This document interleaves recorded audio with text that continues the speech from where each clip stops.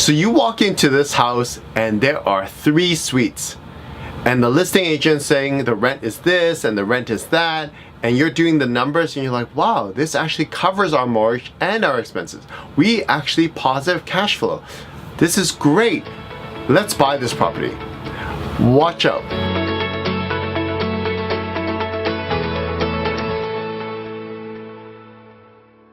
One of the biggest mistakes you could make is going into a home that has multiple rental suites and assuming a couple of different things. Number one, that the rental rates are accurate, that what they are charging for rent is market value. It could be below market value, it could be above market value, even though most of the time it's below market value, but you never know. There are some times where this particular property, somehow the landlord was able to rent it for above market value. So the number one thing you can assume is assume rental rates and assume that that would carry across the board after you take completion, after you buy the property. That's one thing you shouldn't assume. You should check with the property management company or your property manager about the rental rates. You can always contact me because I have property management contacts part of my dream team. The second thing you can assume is this particular property allows multiple suites. Is it legal? Is it authorized? So let's say you go into a house and there are 3 rental suites. How do you know that's authorized? Have you checked with City Hall? Do you know if they have permits for that? Let me tell you a story. There was an individual who wanted to become my client and I worked with her for a little while. She ended up working with another realtor and bought a property thinking that she could turn that property into like a boarding house. It had multiple suites and she thought that it was gonna fly. So surely the other realtor should have advised her, no, you cannot rely on this property being converted into a property that has multiple suites. So this lady went to work with another realtor and she bought a property and converted the property into a property that has multiple suites. She knew that it wasn't allowed, but somehow the realtor she was working with didn't stop her or didn't advise her. Maybe the other realtor mentioned it, but didn't advise her to really be careful and watch out. See, if she was working with me, I would have said, hey, just to let you know, the city only allows 1 rental suite. You're gonna put 5 or 6 rental suites in there. If you get caught and you're relying on that rental income to pay for your mortgage, you're screwed. And she was relying on that rental income to pay for her mortgage.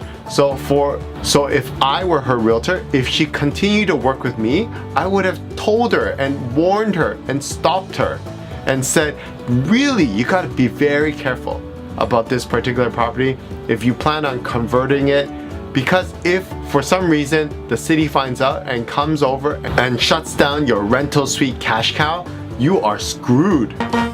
You're screwed. Yeah, you're totally screwed. So what happened? She bought the property with the other realtor and she spent a bunch of money converting this property to have multiple suites, and she started renting them out short-term Airbnb. And what happened? She made one of the Airbnb clients angry. The Airbnb client reported it to the city and the city came down and shut her rental suite cash cow operation down. So what happened? She was screwed when it came to cash flow. Screwed! She needed that rental income to pay for her mortgage. So what ended up happening? She had to sell. She had to liquidate this property as fast as possible.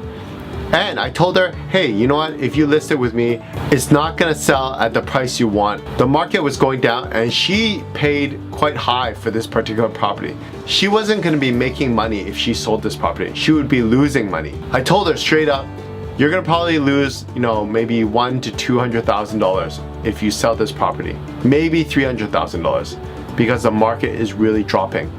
And I said to her, but I'll try my best. I'll try to sell it as quick as possible so you can move on and try to recuperate. But I told her, you better make that decision quickly because the market is really dropping. But she didn't listen to me. What ended up happening was that other realtor that sold her this property knew somebody that would buy it from her privately. And that buyer bought this property for like $500,000 below market value. So she lost out, but she agreed to it because she thought, oh, I don't want to go through the hassle. At the end of the day, she said to me, Gary, I wish I worked with you. And I said, yeah, me too. And that's what happens if you don't work with the right realtor. So just to reiterate, this video is about unauthorized accommodations. Be sure about the rental rates. Are they accurate? Be sure about how many suites are allowed for that particular house or property. Find out from City Hall, or your realtor can find out. And don't make that mistake of buying a property just relying that, oh yeah, it was rented for so and so, it's unauthorized, but city's not gonna catch that. Because if you get caught, you could be in the same situation as that lady. Hope you found value, and comment below if you know people who have been caught renting their property in an unauthorized manner and being told by the city that they have to shut down that rental operation. Love to hear your story, and subscribe, comment below, hit the notification bell, and I'll see you in the next video.